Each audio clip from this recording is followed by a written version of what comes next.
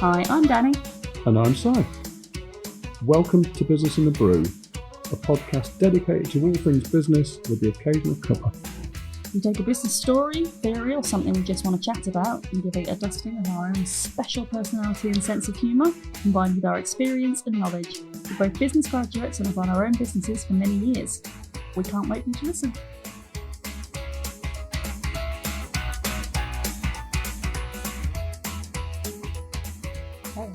Hello. That sounded creepy. Yeah, it did a bit, didn't it? Did a bit. But that's fine, I'm going for creepy. Oh, God. Today's episode, what is success? And we're going to do it from from a personal aspect, but also from a historical, literal aspect. So when you think about success, what do you think about? Good one. In context of business, as this is business and a brew. It could also be in context of life, the two. When you're a self-employed I suppose the two business owner are very inextricably linked. Achieving your own set of goals. And are those financial goals, personal goals? Personal goals. Well, as you said, it could be one thing or another. It could be life. Yeah. It could be that your life goals. It could be your company's goals. It could be your own career goals. And do you know what yours are? Do you know what your goals are?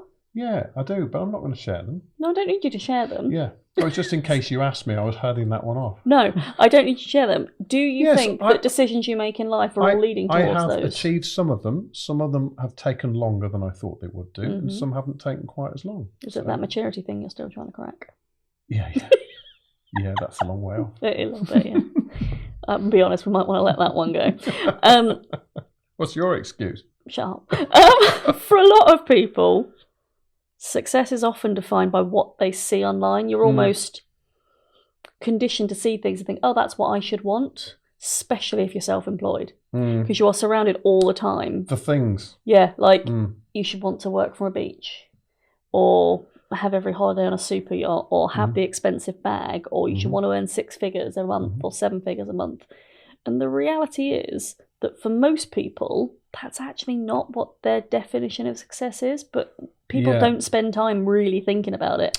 No, we have an age where a lot of people are beset by the constant noise from influencers who are telling you what your success should look like. Yeah, the 5:30 a.m. rise where you meditate and go for a run and then your day is set up perfectly and you only work 3 hours. Any longer than 5 hours sleep is a complete waste of time. And that kind of, all and of that might stuff. be true for some people. But not for long. And they drop dead from lack of sleep. But it's not ever going to be... They won't be there to pick the pieces up. Well, they will not, no. Yes. It's not true for everyone. I think so few people really stop and go, what is it I want? And because they spend so much time chasing what other people tell them they should want, when they get it, they're so unfulfilled. Or the received wisdom tells them, which is actually from peer groups and people around you. Yeah, because it's easy. If you're the only single one in a group for married people with kids, you're going to start to feel like maybe you should want to be married, maybe you should want to have children. But actually, that doesn't necessarily mean that's right for you, but that level of personal reflection is just not something a lot of people do. Not that I'm insulting people, but they just don't. Yeah, they kind of don't stop and think about it. Do you have data to back that up? Is that your feeling on it from what you've observed? That's my feeling from what I've observed when I go through as an overall picture. Yeah. So I go through a few bits, which was really hard to say. I kept saying because we don't do generalisations here, do we? Well, I do love a generalisation, but no, we don't. So the word success comes from the Latin successus. Oh, not much of a stretch, which means the result of an outcome, positive or negative. So originally, the word success was considered neutral. It was just a result. Whereas obviously today, the modern era, the post-industrial capitalist, it became very, very much synonymous with wealth accumulation, public recognition, and upward mobility. So you get things like, the Forbes Rich List, the Sunday Times Rich List, Dragon's Den, The Apprentice. All the cultural templates for success are exclusively financial and hierarchical. Yeah. There are very few where you are prioritising a softer, more value-led or personal goal. On The Apprentice, everyone's goal is to start a business. Well, that's fine, but actually you might not want to start a multi-million-pound business. You might just want to start one where you pay enough to pay the mortgage. You can see your kids every day. It's very different for everyone. Yeah, they'd get very quickly filtered out though, wouldn't they? Yeah, they would, yeah. The psychological research on what actually makes people feel successful, so fulfilled, satisfied, and purposeful, tells a consistently different story.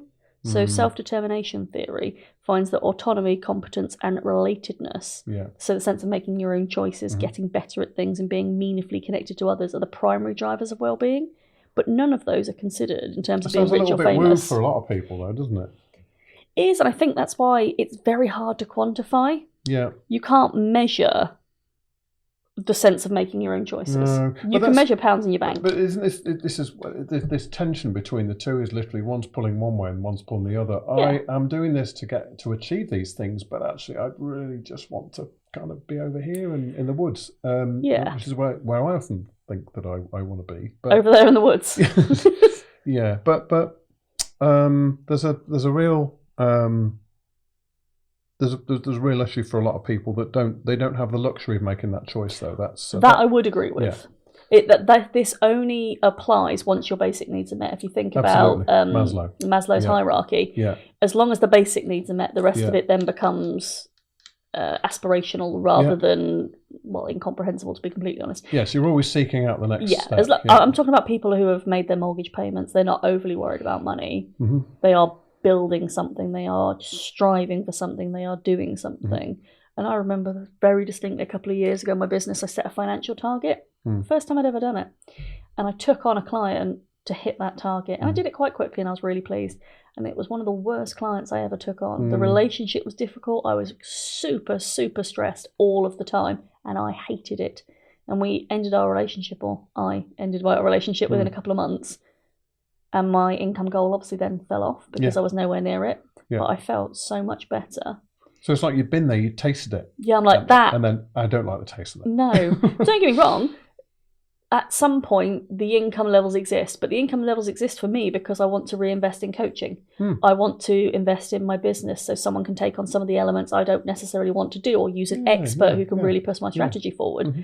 So financially, there's an incentive to succeed, but it is no longer my focus because I make very poor decisions off the back of being financially focused, and I know that about myself. Or was that just a bad client? I like to think I learned a massive lesson out of that, but thank you for... But had that been a wonderful client? Yeah, possibly. You'd be thinking a different thing That's altogether. what I took from it, and I've never set myself a financial target since. No, but you took a risk. I did. The risk was worth it to find that out, but the unfortunate thing is that it wasn't quite the right match. It's just my belief that the universe has a bigger plan for me. Yes. I just believe. I remember you said that immediately afterwards. Yeah. Anyway, it's got some key sort of takeaways, if you like. Yeah. In 1978, psychologist Philip Brickman published a study comparing the happiness levels of lottery winners and people who'd recently become paraplegic. Quite the disparate groups. Crikey. His finding, which became one of the most cited in positive psychology, was that within a year, both groups had returned to roughly their pre-event level of happiness. So lottery winners were not significantly happier than the control group, and people who had suffered catastrophic physical injury were not significantly less happy. Wow. So money doesn't actually solve everything. But did you say paraplegic or quadriplegic? I said paraplegic. Paraplegic, okay. All right. Wow. Yes, that's an adaptation that goes on there, which is, crikey, that's quite amazing. It just what it does is create a positive spike in feeling. So you will have a temporary high from having won the lottery and being able to buy your car or being able to buy whatever it is. But it will wear off. So you're then looking for the next dopamine hit to bring you that level of achievement. Mm-hmm. Whereas I imagine if you've lost a limb, I don't know, when you can start walking is an achievement. And, when you can be left alone to make your own cup of tea is an achievement. And your dopamine points become smaller you're more grateful. That's fascinating. Yeah. Yeah, it's quite the I can't say it now. Juxtaposition? Yes. That's the second time you've used that study. Today. Yeah, but the other one was off mic. So it was about a building, which no one else saw, so that they won't understand it. And then I think you were just flexing your vocab and wanted to use it once you discovered it again. That's right. I want to reuse the word you said earlier, but I've already forgotten what it was. Disintermediation. Disintermediation? Yeah, that one. I'm still not really sure where I should use it, but I'll give it a go. Anyway, There's also the Harvard study of adult development, which has followed the same group of men and now their families since 1938, so over 80 years. And that's the longest study of adult happiness in history. Really makes me laugh, this sentence. The finding, published most accessibly in Robert Waldinger and Mark Schultz's book, The Good Life, is disarmingly simple. Simple? Not easy to say, though. The quality of your relationships is the most powerful predictor of late life health, happiness, and what people call feeling successful. It's got nothing to do with wealth, status, professional achievement. The men in the study who were most socially connected in midlife were the healthiest and happiest at 80. So we're all out here, not we. Well, not me, maybe you. People are out there chasing this 6 figures, chasing this 7 figures, and they're not actually looking at some of the things that genuinely will, on reflection, make them happy. No, they're not, because there's too much noise and they're literally not been able to pull themselves away from it. Yeah. Well, that's true. Yeah. And well, we know that we've got a generation that's actually coming into that and seeing those as metrics that they're supposed to somehow obey. They're supposed to be some kind of part of. Yeah. And the more you hear it, the more you start to believe it. And I'll be honest, a lot of that stuff people are saying ain't true anyway. No, it's not. So a 7-figure business owner only has to hit it once. It serves the few. Yeah, absolutely. Yeah. And of course there is a cultural influence on it.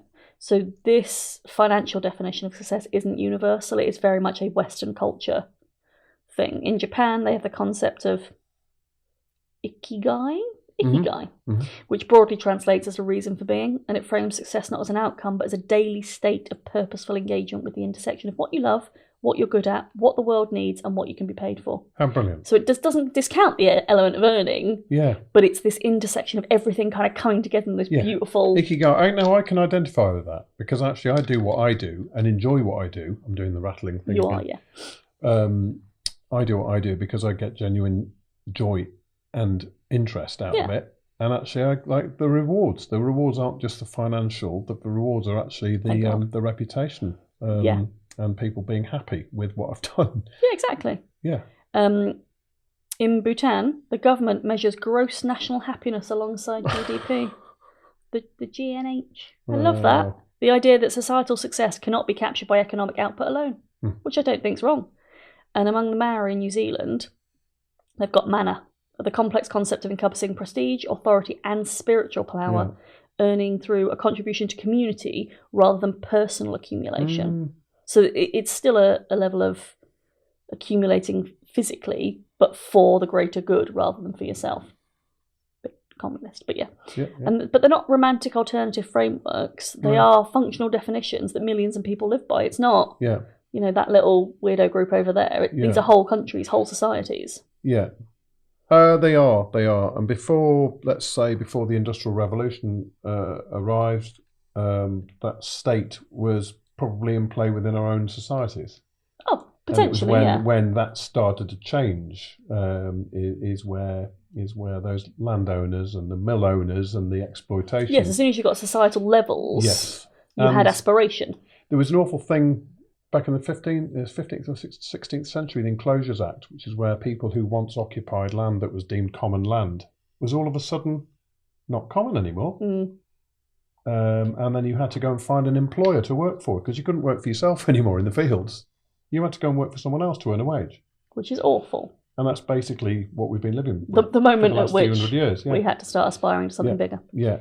So, interestingly, from an entrepreneurship point of view, small business owners consistently report higher life satisfaction than employees at equivalent income levels, despite typically working, which we all know, longer hours and experiencing more financial uncertainty. Yes, but I will literally work 7 days a week. But we choose to work those hours. Yes. That's the difference. Yeah, if I want to go and get my nails done on a Wednesday, but then do 2 hours on a Sunday, I can do that. And I genuinely enjoy what I do. Yeah. And again, the reason is because according to self-determination theory, you have that autonomy. You're making your decisions. You're creating your own destiny. And I just think that's lovely. I think that if we all spent a bit more time being really honest with ourselves about what success meant to us personally, we would make much better decisions. Not only for our business, but also for ourselves. Because once you know what you're aiming towards, what your end destination is, kind of every step along the path becomes a more logical response rather than just, that seems like fun, I'll do that. Don't get me wrong, there's a place for spontaneity and doing the random crap to see what happens. Spontaneous space-time, yeah. Yeah, that kind of, the leap sideways. Yeah. But you can't follow your yellow brick road to happiness. Mm-hmm. Ironically, that's a really bad one because that didn't lead to happiness. But you can't follow that path to happiness if you don't know where you want to go. That's right. And if you're following someone else's path... It's your path. It can't be someone else's formula. It's got to be your own. Absolutely. Yeah. And I think we need to spend more time. So I am not saying a word that makes any sense. I am an advocate of business owners especially, but everyone really taking time out to really think about what they want from life and what that end destination looks like, and then using that to take decisions along the way. So that is self-determination, really. Yes. Yeah, which you've repeated several times through this. It's a good word. Yeah, it is. It's brilliant. Yeah.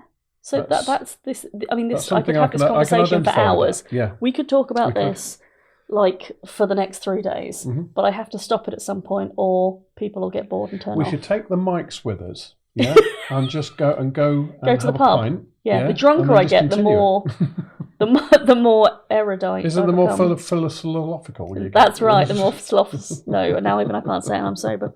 But yes, so that is a start of a conversation that I think we might end up having many times. Yes, yeah, we can circle back to something along this line that takes us a little bit further. Yeah. Oh, that's really interesting. Thanks. And I'm so glad that we steered clear of sweeping generalisations. Oh yeah, because we don't like those. I like those. Thank you.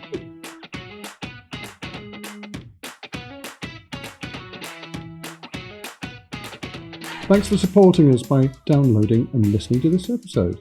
And a massive thank you also to Donnie, Emily, Nat and Lewis and the BTD Studios for all your expertise in bringing our podcasting dream to reality. We'd love it if you commented on this episode, as we'd really like to know what you think and what you might like us to cover in future episodes. And we'll see you on the next one.